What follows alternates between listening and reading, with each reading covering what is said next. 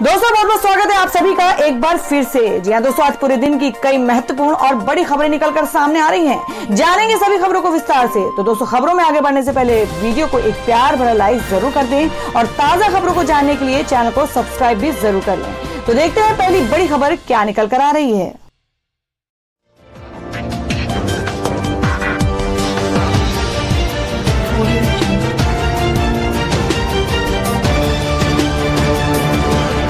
दोस्तों, आज की पहली बड़ी खबर में खुशखबरी निकल कर आ रही है। आपको बता दें कि दिवाली छठ में घर जाने वालों के लिए खुशखबरी है। रेलवे ने किया है 46 स्पेशल ट्रेनों का ऐलान। आज ही करा ले बुकिंग।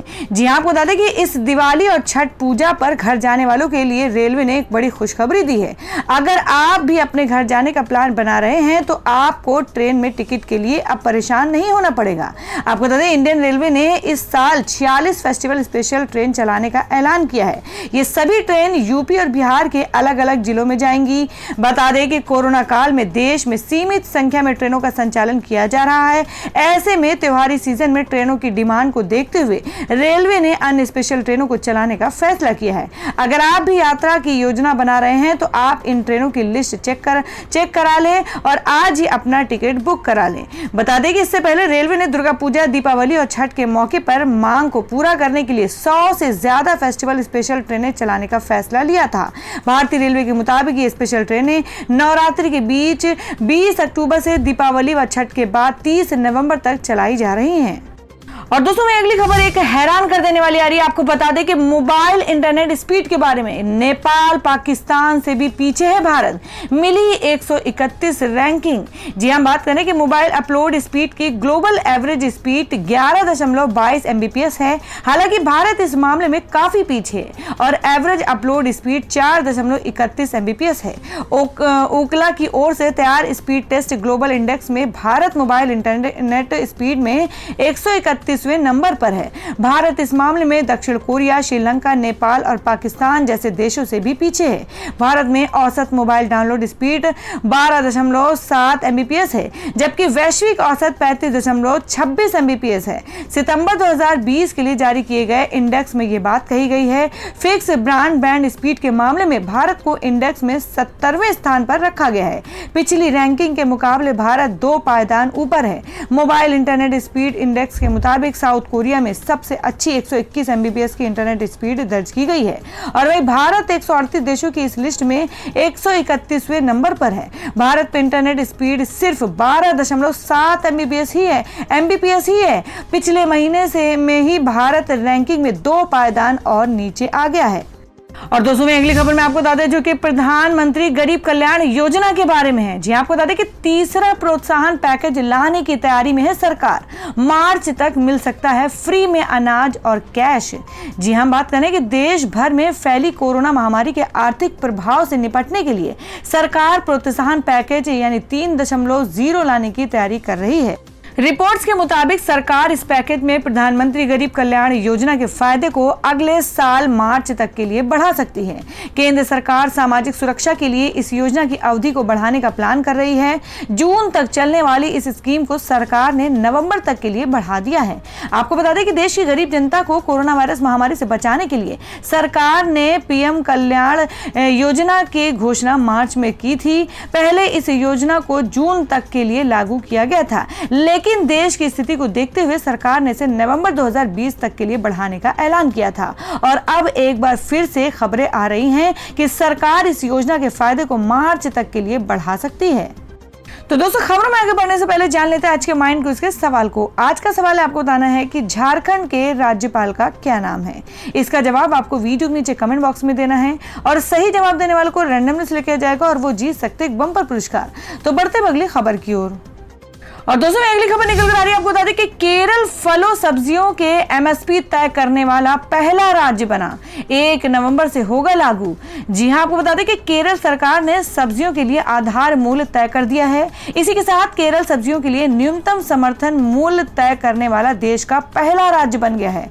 सब्जियों का यह न्यूनतम या आधार मूल्य उत्पादन लागत से 20% अधिक होगा। राज्य के मुख्यमंत्री पिनाराई विजयन ने कहा कि यह योजना 1 नवंबर से लागू कर दी दी जाएगी। विजयन ने ये योजना की ऑनलाइन शुरुआत करते हुए कहा कि ये पहला मौका है जब केरल में उत्पादित 16 किस्मों की सब्जियों के लिए बेस प्राइस तय किया जा रहा है। उन्होंने कहा कि किसी भी राज्य की ओर से ये पहली ऐसी पहल है जो किसानों को राहत और आर्थिक मदद देगी। इससे उनकी आमदनी में भी इजाफा होगा, उनके नुकसान की आशंका कम होगी। मुख्यमंत्री ने कहा कि सब्जियों का आधार मूल्य उनकी उत्पादन लागत से 20% ज्यादा रखा जाएगा। और दोस्तों मैं अगली बड़ी खबर निकल कर आ रही है दिल्ली से। आपको बता दें कि दिल्ली के इस स्कूल से 5 बच्चे आईआईटी और 22 बच्चे नीट में हुए सफल। मनीष सिसोदिया बधाई देने खुद पहुंचे। जी हम बात करें कि दिल्ली के उप मुख्यमंत्री मनीष सिसोदिया ने मंगलवार को दिल्ली सरकार के एक स्कूल आरपीवीवी पश्चिम विहार का दौरा किया। इस साल इस स्कूल के 5 बच्चे आईआईटी और 22 बच्चों ने नीट की परीक्षा क्वालिफाई किया। सिसोदिया ने स्कूल जाकर वहां के शिक्षकों और प्रिंसिपल को इस ऐतिहासिक सफलता की बधाई दी। सिसोदिया ने कहा कि जिस तरह आपके स्कूल से 5 बच्चे आईआईटी में और 22 बच्चे नीट की परीक्षा में सफल हुए हैं, वैसा ही कमाल बाकी सभी स्कूलों भी कर सकते हैं। मैं आपको इस सफलता की बधाई देने आया हूं। आपकी बेस्ट प्रैक्टिस से अन्य स्कूल भी सीख सकते हैं। इस साल आरपीवीवी स्कूल पश्चिम विहार के 5 बच्चों को आईआईटी में एडमिशन का मौका मिला है। इस स्कूल के 22 बच्चों ने नीट में भी सफलता हासिल की है। सिसोदिया ने कहा कि मुख्यमंत्री केजरीवाल का सपना है कि दिल्ली के हर सरकारी स्कूल के बच्चों को अपनी प्रतिभा दिखाने और देश का नाम रोशन करने का भरपूर अवसर मिले। 5 साल पहले हमने दिल्ली के सरकारी स्कूलों में उत्कृष्ट शिक्षा का सपना देखा था। अब 12वीं के बोर्ड में 98% रिजल्ट आने और जेईई और नीट में मिली सफलता बताती है कि हमारा सपना साकार हो रहा है। इससे यह भी पता चलता है कि दिल्ली के सरकारी स्कूलों की गुणवत्ता काफी उच्च स्तरीय हो चुकी है। हमें इन सफलताओं से सीखते हुए दिल्ली की शिक्षा क्रांति को इतना कारगर बनाना है ताकि इससे देश ही नहीं पूरी दुनिया को प्रेरणा मिल सके। तो दोस्तों जिस तरीके से दिल्ली में केजरीवाल सरकार ने बेहतर शिक्षा देने का दावा किया है, तो क्या आप लोग उससे सहमत हैं? आप अपना सुझाव कमेंट बॉक्स में जरूर दें। बढ़ते अगली खबर की ओर। और दोस्तों मैं आपको बता दें कि गो कोरोना गो कहने वाले केंद्रीय मंत्री रामदास अठावले भी हुए कोविड-19 पॉजिटिव, अस्पताल में हैं भर्ती। जी हां आपको बता दें कि केंद्रीय मंत्री और रिपब्लिकन पार्टी ऑफ इंडिया के अध्यक्ष रामदास अठावले कोरोना वायरस से संक्रमित हो गए हैं। मंगलवार को रिपोर्ट पॉजिटिव आने के बाद अठावले को इलाज के लिए बॉम्बे हॉस्पिटल में भर्ती कराया गया है। कुछ न्यूज एजेंसी एएनआई को केंद्रीय मंत्री के दफ्तर ने ये जानकारी दी। अठावले ने गो कोरोना गो का नारा दिया था जो सोशल मीडिया पर काफी वायरल हुआ था, जिसके लिए उनका खूब मजाक भी बनाया गया था। आपको बता दें कि अठावले के संक्रमित पाए जाने के बाद एक्ट्रेस पायल घोष सहित कई लोगों को कोविड-19 जांच करानी होगी। सोमवार को ही रामदास अठावले ने पायल घोष को पार्टी की सदस्यता दिलाई है। इस मौके पर कई लोग समारोह में मौजूद थे। इन सभी को फिलहाल आइसोलेट होने और टेस्ट कराने को कहा गया है। अठावले से पहले महाराष्ट्र के डिप्टी सीएम अजित पवार और पूर्व सीएम देवेंद्र फडणवीस कोविड संक्रमित हो चुके हैं और फडणवीस ने ट्वीट करते हुए कहा था कि लॉकडाउन के दौरान मैंने हर दिन काम किया, लेकिन अब भगवान चाहते हैं कि कुछ दिनों का ब्रेक लूं। मैं कोविड-19 पॉजिटिव पाया गया हूं और आइसोलेट में हूं। डॉक्टर के निर्देश पर मैं सभी दवाएं और इलाज कर ले रहा हूं। तो दोस्तों खबरों में आगे बढ़ने से पहले एक बार फिर से आपको याद दिला दें कि अगर आपने अभी तक हमारे वीडियो को लाइक नहीं किया तो जल्दी से वीडियो को लाइक कर दें, क्योंकि आपका एक लाइक हमारे लिए बहुत ही महत्वपूर्ण होता है। और अगर आप हमारे चैनल पर नए हैं तो चैनल को जरूर सब्सक्राइब कर लें और बेल के बटन को भी जरूर हिट कर दें। और हमारी पूरी न्यूज को जानने के लिए वीडियो को लास्ट तक जरूर देखें। बढ़ते अगली खबर की ओर। पहली बड़ी खबर बता दें जिसमें कांग्रेस नेता का है दावा, कहा चुनाव के बाद सीएम नीतीश कुमार को बिहार से गायब कर देगी बीजेपी। यही है भाजपाई की षड्यंत्र। जी हम बात कर रहे हैं कि बिहार विधानसभा चुनाव से जुड़े भाजपा के विज्ञापनों एवं पोस्टरों में मुख्यमंत्री नीतीश कुमार की तस्वीर नहीं होने को लेकर कांग्रेस के वरिष्ठ नेता रणदीप सुरजेवाला ने तंज कसा है। उन्होंने मंगलवार को दावा किया है कि भाजपा ने नीतीश को अभी पोस्टर से गायब किया है, लेकिन 10 नवंबर को बिहार से ही गायब कर देगी। उन्होंने यह आरोप भी लगाया है कि नीतीश कुमार के खिलाफ लोजपा प्रमुख चिराग पासवान की बयानबाजी के पीछे भाजपा है। बिहार से संबंधित कांग्रेस की चुनाव प्रबंधन समिति के प्रमुख सुरजेवाला ने बातचीत में दावा किया 7 नवंबर को मतदान खत्म होने के बाद भाजपा जदयू को कूड़ेदान में डाल देगी। ये लोग नीतीश बाबू को दूध में से मक्खी की तरह निकालकर फेंक देंगे। इसलिए लोक जनशक्ति पार्टी को जदयू की सारी सीटों पर खड़ा किया है और भाजपा के 50 उम्मीदवार लोजपा के चुनाव चिन्ह पर जदयू के खिलाफ लड़ रहे हैं। नीतीश कुमार की तस्वीरें भाजपा के पोस्टरों में नहीं होने का हवाला देते हुए कांग्रेस महासचिव ने कहा कि नीतीश कुमार अभी पोस्टर से गायब हुए हैं, लेकिन भाजपा 10 नवंबर मतगणना के दिन को उन्हें बिहार से गायब कर देगी। यही भाजपाई षड्यंत्र है। सुरजेवाला ने दावा किया कि बिहार चुनाव में भाजपा 3 गठबंधन में चुनाव लड़ रही है। एक गठबंधन जदयू के साथ है जो दिख रहा है, दूसरा गठबंधन लोजपा के साथ है और तीसरा गठबंधन असदुद्दीन ओवैसी के साथ है। और वहीं अगली खबर बता दें कि योगी सरकार का बड़ा फैसला, शराब की दुकानों का समय बदला, अब रात 10 बजे तक होंगी बिक्री। जी हम बात करें कि उत्तर प्रदेश की योगी आदित्यनाथ सरकार ने शराब की दुकानों को लेकर एक बड़ा फैसला लिया है। सरकार ने अब रात 10 बजे तक राज्य में शराब की दुकानें खोलने की इजाजत दी है। ये अनुमति कंटेनमेंट जोन के बाहर की दुकानों को रात 10 बजे तक खोलने के लिए मिली है। सरकार के आदेश के मुताबिक शराब की दुकानें अब सुबह 10 बजे से रात 10 बजे तक खुलेंगी। कोरोना वायरस की महामारी के चलते मार्च में पूरे देश में लॉकडाउन लागू किया गया था, जबकि इस दौरान शराब समेत अधिकांश दुकानों को बंद करने का फैसला लिया गया था और सिर्फ आवश्यक वस्तुओं की दुकानों को ही खोलने की इजाजत थी। वहीं 4 मई से उत्तर प्रदेश सरकार ने राज्य में शराब की बिक्री की इजाजत दी थी और पहले ही दिन बिक्री के कई रिकॉर्ड टूट गए थे। यही नहीं, शराब की दुकानों के बाहर लगी भारी भीड़ को कंट्रोल करने के लिए पुलिस की तैनाती भी की गई थी। और वहीं अगली बड़ी खबर निकल कर आ रही है। आपको बता दें कि सीएम योगी आदित्यनाथ बोले यूपी में गौकशी करने वालों को हर हाल में जाना होगा जेल।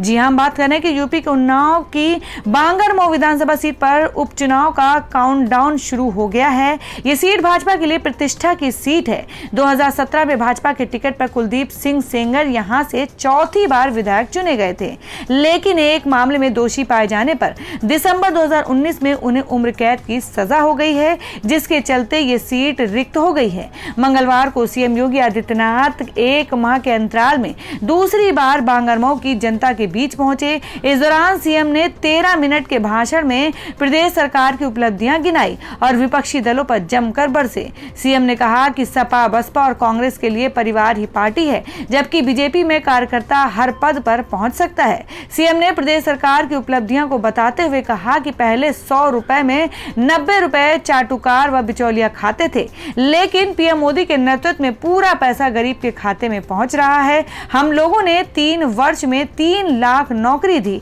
किसी का जाति मजहब नहीं देखा, 30 लाख आवास दिए, 1 करोड़ बिजली कनेक्शन दिए और 46 लाख गैस सिलेंडर उपलब्ध कराए। हमारे लिए प्रदेश की 24 करोड़ जनता ही परिवार है। सीएम ने कहा कि उत्तर प्रदेश में कोई गौकशी करेगा तो जेल जाना ही पड़ेगा। गौ माता की रक्षा के साथ किसी तरह का खिलवाड़ नहीं होने देंगे। पिछली सरकारों में गुंडे लोगों की संपत्तियों पर कब्जा कर लेते थे और सरकार के नेता उन्हें सम्मानित करते थे, जबकि अब गुंडों के संपत्तियों पर सरकार का बुलडोजर चल रहा है। और दोस्तों अगली खबर में जान लेते हैं क्या है देश भर में सोने और चांदी का भाव। आपको बता दें कि लगातार दूसरे दिन सस्ता हुआ सोना, जानिए 10 ग्राम के नए दाम। जी हां, बात करें कि भारतीय रुपए में आई मजबूती के चलते घरेलू बाजार में सोना खरीदना सस्ता हो गया है। दिल्ली सराफा बाजार में मंगलवार को सोने की कीमतों में 137 रुपए की गिरावट आई है। वहीं इस दौरान चांदी की कीमतों में तेजी आई। 1 किलोग्राम चांदी के दाम 475 रुपए तक बढ़ गए हैं। एक्सपर्ट का कहना है कि विदेशी शेयर बाजारों में गिरावट और डॉलर में कमजोरी से सोने में तेजी दिख सकती है। राहत पैकेज की उम्मीद और अमेरिका चीन के बीच टेंशन बरकरार रहने से सोने को निचले स्तर पर सपोर्ट मिलेगा। इससे पहले सोमवार को दिल्ली सराफा बाजार में सोना 59 रुपए गिरकर 51,034 रुपए प्रति 10 ग्राम पर बंद हुआ था। चांदी भी 753 रुपए की कमजोरी के साथ 62,008 रुपए प्रति किलो थी। और दोस्तों अगली खबर में जान लेते हैं क्या है देश भर में मौसम के ताजा हालात। जी आपको बता दें कि बंगाल की खाड़ी में फिर बन रहा है निम्न दबाव का क्षेत्र। 3 राज्यों में भारी बारिश का अनुमान। जी हां, आपको बता दें कि देश में मौसम अब बदल रहा है, मानसून जा रहा है और सर्दियों का प्रवेश हो चुका है। पिछले दिनों बारिश के कारण दक्षिण के राज्य बारिश से काफी प्रभावित हुए थे। अब एक बार फिर दक्षिण भारत के 5 राज्यों केरल, पुडुचेरी, आंध्र प्रदेश, तमिलनाडु और कर्नाटक में मंगलवार को बारिश का अनुमान जताया गया है। मौसम की जानकारी देने वाली संस्था स्काईमेट के अनुसार बंगाल की खाड़ी में अब एक बार फिर से निम्न दबाव का क्षेत्र बन रहा है। ऐसे में बारिश की संभावनाएं बढ़ गई हैं। मौसम वैज्ञानिकों के अनुसार अगले 24 घंटे देश के कुछ क्षेत्रों में बारिश का दौर बढ़ सकता है। स्काईमेट वेदर के मौसम वैज्ञानिकों ने जानकारी दी है कि कर्नाटक, तमिलनाडु, केरल में बारिश सीमित होगी। बंगाल की खाड़ी पर नया सिस्टम बनेगा। उसके अनुसार दक्षिण पश्चिम मानसून अगले 48 घंटों में अपनी यात्रा समाप्त कर सकते हैं। पूर्वोत्तर मानसून के लिए ये आगे की यात्रा करेगा। तो दोस्तों, ये थी अब तक की सभी बड़ी खबरों की अपडेट्स। टुडे ब्रेकिंग न्यूज और लेटेस्ट खबरों को देखने के लिए हमारे चैनल को सब्सक्राइब जरूर कर लें। वीडियो को लाइक और शेयर भी जरूर कर दें अपने दोस्तों और रिलेटिव्स के साथ। तो दोस्तों, फिर मिलेंगे काम की खबरों और सरकारी योजनाओं की एक और नई वीडियो के साथ। तब तक के लिए धन्यवाद दोस्तों।